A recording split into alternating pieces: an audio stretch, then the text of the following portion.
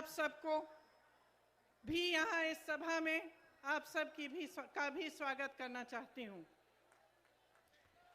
मुरादाबाद देश विदेश में पीतल नगरी के नाम जाना जाता है।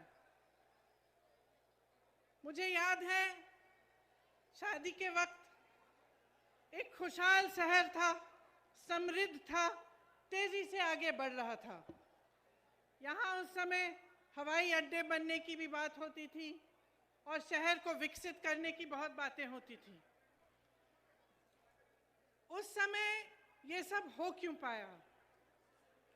क्योंकि आपके हुनर के साथ साथ, व्यापारियों के मेहनत के साथ साथ, मजदूरों के मेहनत के साथ साथ आपको के पास एक ऐसी सरकार थी जिसने आपका समर्थन किया, जिसने आपको आगे बढ़ने के लिए, आपको विकसित बनाने के लिए मदद किया। मुझे याद है उस समय एक्सपोर्ट प्रमोशन काउंसिल हैंडीक्राफ्ट के लिए बनी, एक्सपोर्टरों को ड्रॉबैक मिलते थे, ब्याज की सब्सिडी मिलती थी। राजीव गांधी जी, मेरे पिताजी ने कारोबारियों के लोन भी माफ़ किए, टैक्स में भी मदद होती थी। उस तरह से यहाँ का कारोबार बहुत बड़ा, आपका ये शहर फूला फला आगे बढ़ा। आज स्थिति क्या है? आज हालात क्या है? जहां 8,000 करोड़ रुपए का कारोबार होता था, निर्यात होता था यहाँ से, आज 2,000 करोड़ घट गया है। सिर्फ पिछले 5-6 सालों में 3 लाख कारीगरों की रोजी रोटी खत्म हो चुकी है।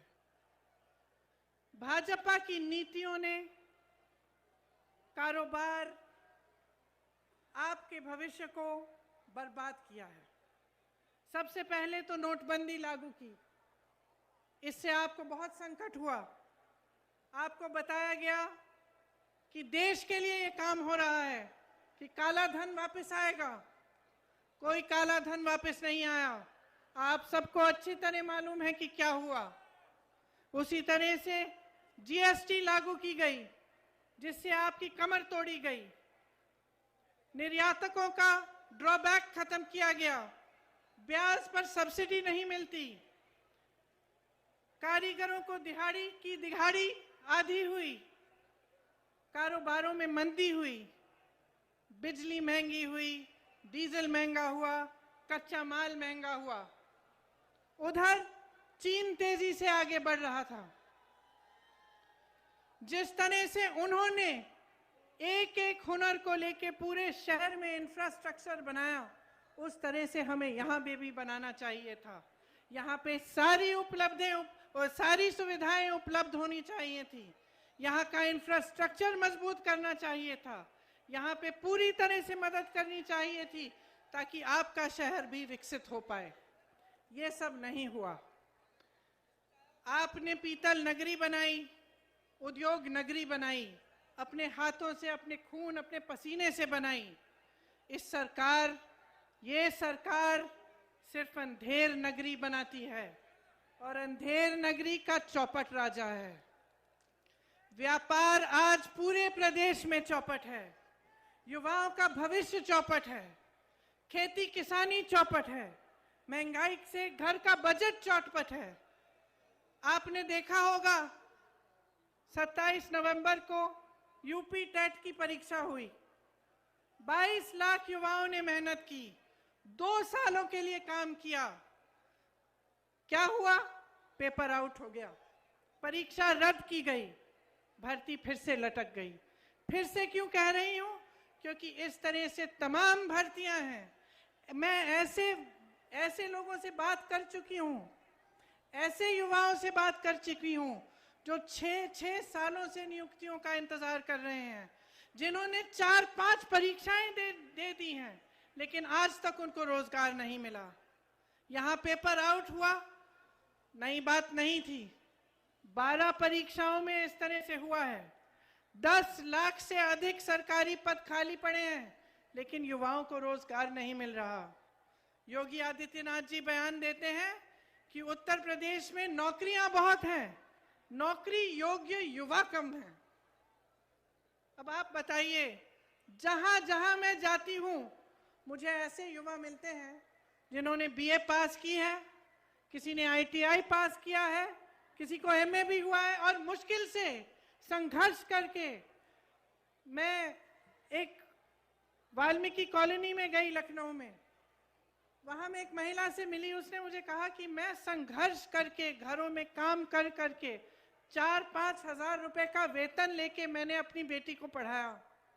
मेरी बेटी बीए कर चुकी है, आईटीआई पास है, आज तक दर दर भटक रही है, उसको नौकरी नहीं मिली। अगले घर में गई वही समस्या, अगले घर में गई वही समस्या। मैं कम से कम 10 परिवारों से मिली उसी एक कॉलोनी में, सब ने मेहनत से अपने बच्चों को पढ़ाया। नौजवान मेरे सामने आए, उन्होंने सब ने कहा कि हम दीदी हमने पढ़ाई की है, कहीं पे रोजगार नहीं मिलता। और योगी जी इस तरह के बयान देते हैं। ये सब क्यों हो रहा है? मैं आपको एक छोटी सी बात बताती हूँ। बघेल जी यहाँ उपस्थित हैं। 2 दिन पहले बघेल जी बता रहे थे कि उत्तर प्रदेश के कुछ व्यापारियों से, उद्योगपतियों से उनकी चर्चा चल रही थी। तो उन उद्योगपतियों ने बताया कि एक पोर्टल की जरूरत थी जिसके लिए वह मुख्यमंत्री जी से मिलना चाह रहे थे, लेकिन पिछले 4 सालों से उनको मिलने का मौका नहीं मिला।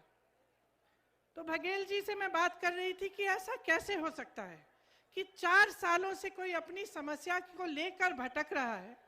उद्योगपति हैं, व्यापारी हैं, प्रदेश को आगे बढ़ाने वाले लोग हैं, कैसे हो सकता है कि मुख्यमंत्री जी इनके लिए समय नहीं बना रहे हैं? तो बघेल जी ने मुझे एक बात कही जो मेरे मन में रही। उन्होंने कहा, देखिए दीदी, हमारे प्रदेश में जाति और धर्म पर आधारित राजनीति कम होती है और विकास पर आधारित राजनीति होती है। उत्तर प्रदेश में सांप्रदायिकता पर आधारित राजनीति और जातिवाद पर आधारित राजनीति इतनी भयानक है कि मुख्यमंत्री भी जानता, जब तक पब्लिक जवाबदेही नहीं मांगेगी अपनी नेताओं से, तब तक ये सिलसिला चलता रहेगा। जब तक वोट विकास के आधार पर नहीं डलेगा, जब तक आप ये सवाल नहीं करेंगे कि मेरे गांव में, मेरे लिए, मेरे शहर में आपने 5 सालों में क्या किया, जब तक ये सवाल सबसे महत्वपूर्ण नहीं होगा, तब तक इसी तरह की राजनीति में आप फंसे रहेंगे, माफियाओं के दलदल में फंसे रहेंगे। मुझे आश्चर्य हुआ मैं जब यूपी आई, जमीन की माफिया, नदी की माफिया, बालू की माफिया, पढ़ाई की माफिया, इम्तिहानों की माफिया, जहां देखो माफिया ही माफिया। मुझे तो आश्चर्य है कि सांस पे कोई माफिया नहीं है कि आप सांस ले रहे हैं और आपसे हफ्ता लिया जाए। ये हालात है आपके प्रदेश के। ये हालात आप बदलोगे कैसे? मुझे बहुत बड़ी शिकायत है आपसे। जब तक आप इस तरह की राजनीति के घेरे में फंसे रहेंगे, तब तक कोई बदलाव नहीं आने वाला है। नेता के बाद नेता यहां मंच पर खड़े होकर फिजूल की बातें करेगा, आपको तरह तरह के वचन देगा, लेकिन उसको दिल में मालूम होगा कि उसकी कोई जवाबदेही नहीं है। इसीलिए सबसे बड़ी जिम्मेदारी आपकी है। आप नेताओं को जिम्मेदार बनाओ, सिखाओ उनको कि ऐसा नहीं चलेगा। मंच पर आकर खोखले वचन बनाए, 5 सालों के लिए आप कुछ नहीं करें, ये नहीं चलेगा। इसीलिए कांग्रेस पार्टी इस चुनाव को सिर्फ और सिर्फ विकास के आधार पर लड़ना चाहती है। हमने प्रतिज्ञाएं ली हैं। क्या प्रतिज्ञा ली है? कि हम 20 लाख रोजगार दिलवाएंगे, हर जिले में हम उद्योगों के हब लगवाएंगे। ये प्रतिज्ञा इसलिए है क्योंकि खोखला वचन नहीं है। आपको मुख्यमंत्री जी ने कहा कि किस तरह से उन्होंने वचन दिया और 2 घंटे के अंदर अंदर कर्ज माफ किए। उन्होंने आपको बताया कि किस तरह से छत्तीसगढ़ में आज कांग्रेस की सरकार 2500 रुपए क्विंटल धान खरीद रही है।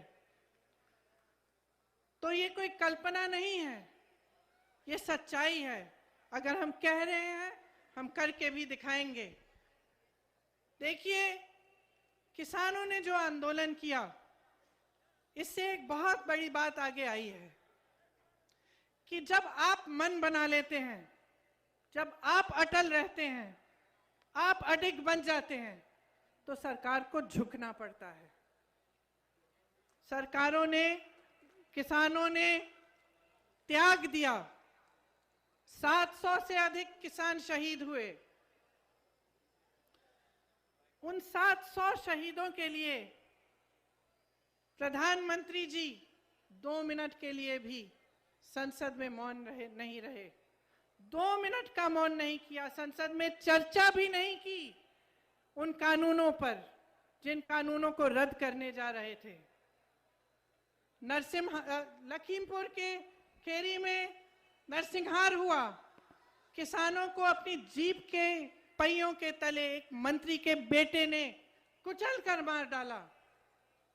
प्रधानमंत्री जी ने एक लफ्ज नहीं कहा, योगी आदित्यनाथ जी ने एक लफ्ज नहीं कहा, बल्कि कुछ दिनों पहले लखनऊ आए, उनके साथ मंच पर वही मंत्री खड़े थे, आज भी मंत्री हैं, उनको बर्खास्त क्यों नहीं किया? अगर उन्होंने उन परिवारों से बात करने की कष्ट की होती जिनके बच्चे शहीद हुए, उन विधवाओं से जिनके पति शहीद हुए, तो उनको पता चलता कि वो परिवार क्या महसूस कर रहे हैं, किस संकट से गुजर रहे हैं। और उनकी एक ही गुहार है कि जब तक ये मंत्री पद पर रहेंगे, तब तक हमें न्याय नहीं मिलेगा, हमें सिर्फ न्याय चाहिए। मैं ऐसे परिवारों के पास गई हूं जिनके पास कुछ नहीं है। वो कहते मुआवजा नहीं चाहिए, मुझे पैसे नहीं चाहिए दीदी, न्याय चाहिए, अपने बेटे के लिए न्याय चाहिए। इसीलिए मैं कहना चाहती हूं कि जो सबसे बड़ी बात किसान आंदोलन से ये निकली है कि शक्ति आपके हाथों में है, इस शक्ति को पहचानिए। इन 3 काले कानूनों के अलावा किसानों की बहुत बड़ी बड़ी समस्याएं हैं जिनको सरकार बार बार नकार रही है। आप ही को मालूम है कि गन्ना का कितना आपको भुगतान मिला। अभी भी 4000 करोड़ का भुगतान बचा है। नरेंद्र मोदी जी का एक हवाई जहाज जो उन्होंने पिछले साल खरीदा, कोरोना के समय खरीदा, 8000 करोड़ का है। एक हवाई जहाज जिसमें सिर्फ नरेंद्र मोदी जी बैठ के घूमते हैं, 8000 करोड़ का है। आपका पूरा गन्ना का भुगतान 4000 करोड़ का है। संसद के सुंदरीकरण में जो अच्छा खासा संसद है, 70 सालों से चला आ रहा है, एक ऐतिहासिक इमारत है, उसके सुंदरीकरण करने के लिए ये लोग 20,000 करोड़ खर्च सकते हैं। आपके लिए कुछ नहीं दे सकते। आपके कर्ज माफ करने की बात होती है तो चुप हो जाते हैं, कहते हैं कि पैसा नहीं है। आज खाद की लाइनों में किसान अपना दम तोड़ रहे हैं। मैं ललितपुर के 4 परिवारों से मिलने गई। 2 किसानों ने खाद की लाइन में खड़े होते हुए दम तोड़ा, और 2 ऐसे किसान थे जो इतने समय के लिए खाद की लाइन में खड़े रहे और खाद खत्म हो गई, मायूस होकर घर आए, आत्महत्या कर ली। उनकी छोटी छोटी सी बच्चियों ने मेरे से बात की कि दीदी हम क्या करेंगे। डीजल का दाम आसमान छू रहा है। आपको एमएसपी के कम दाम में आपसे धान और गेहूं खरीदा जा रहा है। हमारी ये प्रतिज्ञा है कि छत्तीसगढ़ की तरह यहां पर भी 2500 रुपए में धान खरीदा जाएगा। यहां पर भी गेहूं 400 रुपए क्विंटल में खरीदा जाएगा। माफ करिए, गन्ना 2500 में गेहूं और धान और 400 में गन्ना। किसानों के लिए हमने तय किया है कि आपका पूरा कर्जा हम माफ कराएंगे। देखिए, महंगाई बहुत ज्यादा है। मैं जानती हूं कि आप कितना तड़प रहे हैं महंगाई की वजह से। ये मेरी महिलाएं बैठी हैं, ये लोग सोचते समझते हैं कि आपको एक गैस सिलेंडर पकड़ाकर आपके प्रति पूरी जिम्मेदारी खत्म हो गई। इनको दिखाइए कि जब तक आपको पैरों पे खड़ा करेंगे नहीं, जब तक आपको सशक्त नहीं बनाएंगे, आपको मजबूत नहीं बनाएंगे, तब तक आपका वोट उनको नहीं मिलेगा। मैं आप सबसे कहना चाहती हूँ, महिलाओं को आगे बढ़ाओ। ये महंगाई की मार किसानों पर है, गरीबों पर है, दलितों पर है, लेकिन सब वर्गों में इनका बोझ आप उठाती हैं। मैं जानती हूं कि आप कितना संघर्ष कर रही हैं। बिजली कितनी महंगी हो गई है, आटा, मोबाइल का डेटा, जीवन बीमा, सरसों का तेल, पेट्रोल, डीजल, हद से ज्यादा महंगाई है। आपको बड़े बड़े बिल मिलते हैं।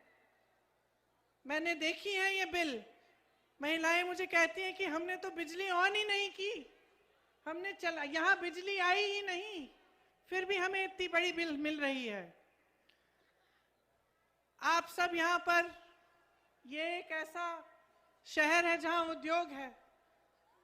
आप सब जानते हैं कि बिजली का कमर्शियल रेट कितना है और इसकी वजह से कितना नुकसान हो रहा है। आपको कहा गया था मुरादाबाद को स्मार्ट सिटी बनाया जाएगा। क्या बना? केवल एक ही चीज स्मार्ट है, स्मार्ट मीटर और स्मार्ट लूट। और मैं बहनों को कहना चाहती हूं कि आपको सशक्त करना चाहते हैं हम। मैं आपके साथ खड़ी हूं, मैं आपको आगे बढ़ाना चाहती हूं। 40%, मैं कह रही हूं कि 40% टिकट महिलाओं को मिलने चाहिए। क्यों कह रही हूं? मैं अपनी बहनों के घर जाती हूं, यहां पर बलात्कार होते हैं, महिलाओं का शोषण होता है, महिलाओं को कुचला जा रहा है और कोई कुछ नहीं कह रहा है, कोई आवाज नहीं उठा रहा है, कोई आपको आगे बढ़ाने की बात नहीं कर रहा है। सब विज्ञापनों में है, सब सिर्फ विज्ञापनों में है। असली सवाल यह है कि आपकी भागीदारी राजनीति में क्या है? आपके लिए लड़ने वाली महिला कैसे आगे बढ़ेगी? तो 40% आप जब टिकट लेंगे कांग्रेस से, ठीक है, हो सकता है पहली बार थोड़ी आप में से कुछ हो जो जीते, हो सकता है कि कुछ ना जीते, कोई बात नहीं, सशक्त बनेंगी, अगली बार जीतेंगी, अगली बार फिर से मौका मिलेगा और ज्यादा मौका मिलेगा। यहां नौजवान लड़कियां हैं, आप सहना नहीं चाहती, सच बताओ, सहना चाहती हो कि लड़ना चाहती हो? अपने हकों के लिए लड़ना चाहती हो या अत्याचार सहना चाहती हो? लड़ना चाहती हो ना? ये स्कूटी किसके लिए है? स्मार्टफोन किसके लिए है? आपको मिलेगा। आप महिलाओं को सशक्त बनाओ। ये जितनी भी राजनीति है, ये जितनी भी जातिवाद पर आधारित ये सांप्रदायिक राजनीति सब खत्म हो जाएगी। आप खड़ी हो जाएंगी तो आपकी शक्ति को कोई पहचान नहीं रहा है। 50% आबादी है, 50% बहुत बड़ा आंकड़ा होता है। सशक्त बनो, अपने हक के लिए खुद लड़ो। कोई नहीं आएगा तुम्हारे लिए लड़ने के लिए, तुम खुद लड़ोगी और मैं तुम्हारे साथ खड़ी हूं।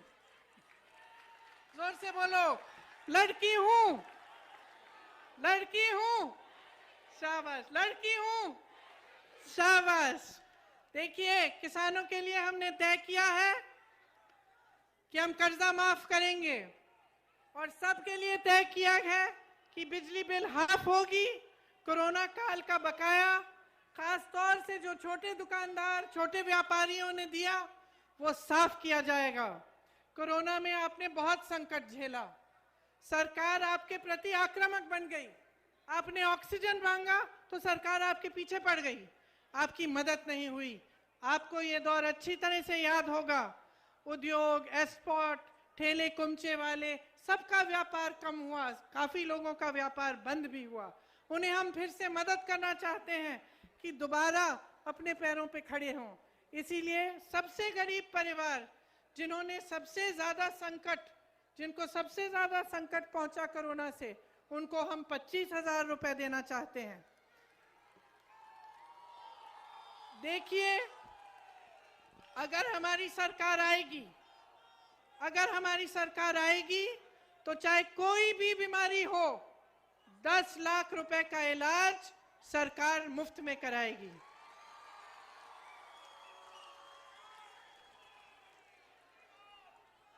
वृद्धा और विधवा पेंशन 1,000 रुपए देंगे और जितनी भी नई सरकारी नौकरियां हैं उसमें पहले से जो आरक्षण है उनके तहत ही 40% आरक्षण महिलाओं को मिलेगा।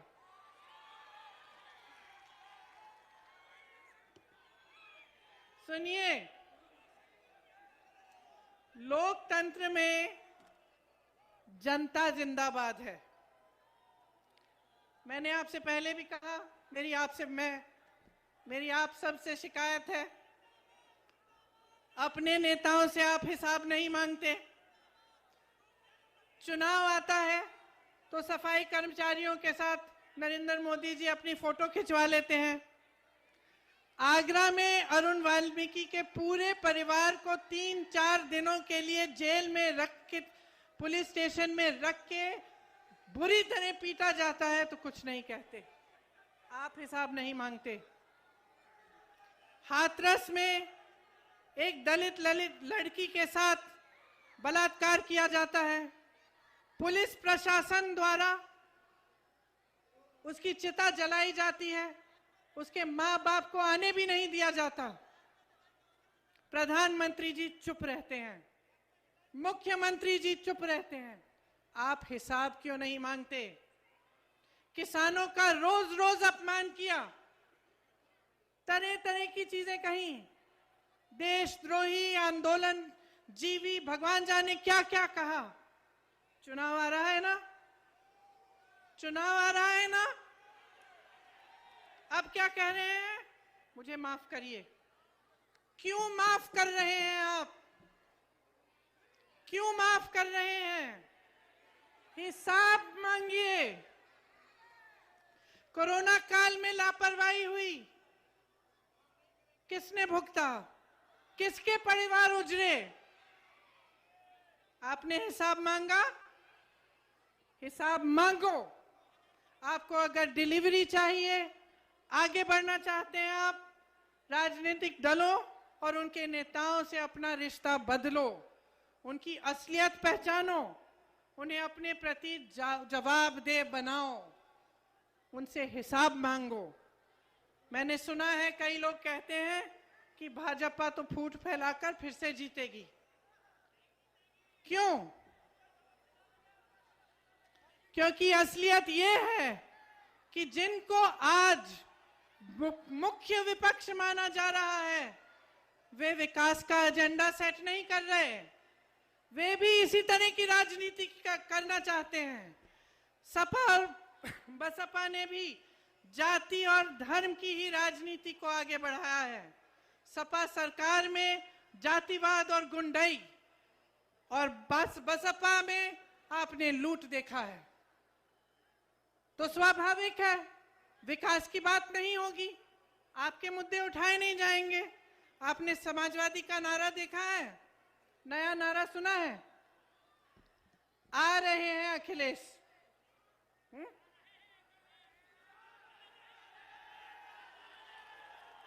मैं पूछना चाहती हूं, सीए और एनआरसी के कानून बने,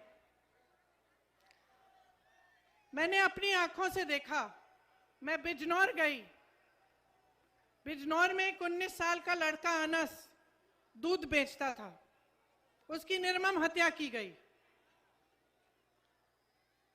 दूसरे घर में गई, एक लड़का सुलेमान मस्जिद के बाहर खड़ा था, पुलिस ने गोली मारी, उसकी हत्या कर ली, कोई कार्रवाई नहीं हुई। मैं पूछना चाहती हूं, क्या अखिलेश जी आए? उम्भा में नरसंहार हुआ, 13 आदिवासियों की मौत हुई, उनको पीटा गया लाठियों से, उनको गोली मारी गई। क्या अखिलेश जी आए? उन्नाव और हाथरस में क्या हुआ? मेरी बहनें बैठी हुई हैं, उन्नाव और हाथरस में महिलाओं पर अत्याचार हुआ, उनको जलाया गया, क्या अखिलेश जी आए? किसानों के आंदोलन में लखीमपुर खीरी में नरसंहार हुआ, जैसे मैंने कहा, आप सब ने देखा वो वीडियो। जीप के नीचे किसानों को कुचला गया, क्या अखिलेश जी आए? तो अब चुनाव के समय क्यों आ रहे हैं?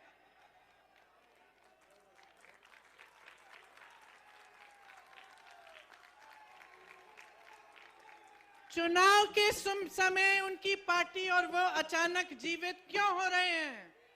पिछले 5 सालों से कहां थे जब कांग्रेस सड़कों पर लड़ रही थी, जब कांग्रेस के 18,500 से ज्यादा कार्यकर्ता जेल में बैठे थे, जब हमारे अध्यक्ष 28 दिन के लिए कोरोना के समय जेल में थे, तब समाजवादी के नेता कहां थे? तब समाजवादी के कार्यकर्ता कहां थे? तब अखिलेश जी कहां थे? उस समय अखिलेश जी क्यों नहीं आए? मैं पूछना चाहती हूं, जब दलितों पर अत्याचार हुआ, हाथरस में हुआ, आगरा में हुआ, अभी हाल में फाफामऊ इलाहाबाद में मैं गई थी, दलित परिवार पर अत्याचार हुआ, उनको चारों को, माँ, बाप, बेटा, 10 साल का बेटा जिसको ठीक से सुनाई भी नहीं देता था, और 15 साल की लड़की का बलात्कार करके उन सब की हत्या की गई। मैं पूछना चाहती हूं, बसपा के नेता कहां थे? उन्होंने आवाज क्यों नहीं उठाई? जब वे बयान देते हैं तो ऐसा क्यों लगता है कि भाजपा जैसा ही बयान दे रहे हैं? क्योंकि सब अंत में ये सोचते हैं कि आपकी समस्याएं, आपके दुख, आपका दर्द, आपकी पीड़ा, आपका संघर्ष से उनकी राजनीति से कोई मतलब नहीं है। सब सोचते हैं कि वे सांप्रदायिकता के आधार पर, जाति के आधार पर आपसे वोट मांगने आएंगे, आप देखेंगे कि आपके प्रतिनिधि हैं, आप सोचेंगे आपकी जाति के या आपके धर्म के, आपसे वोट मिल जाएगा और उनको कोई काम करने की जरूरत नहीं है। ये सोच आपको जबरदस्ती बदलवानी है। आपका संघर्ष है जिसने इस देश को बनाया है। किसानों की शहादत ने इस देश को बनाया है। हमें आजादी किसानों ने दिलवाई, आपके पूर्वजों ने दिलवाई। जितने भी बड़े नेता आजादी के समय आंदोलन में थे, सब आप ही में से आए। ये लोकतंत्र है, इसमें आपसे मजबूत कोई नहीं है। और मैं आपसे बताना चाहती हूं कि कोई ऐसा जंग नहीं है जो बगैर लड़े जीता जाता है। तो ये सब जो कह रहे हैं कि जीतने वाले हैं, जब लड़ ही नहीं रहे हैं तो जीतेंगे कैसे? ये सब सिर्फ सोच रहे हैं कि अपना टाइम आएगा, हम राज करेंगे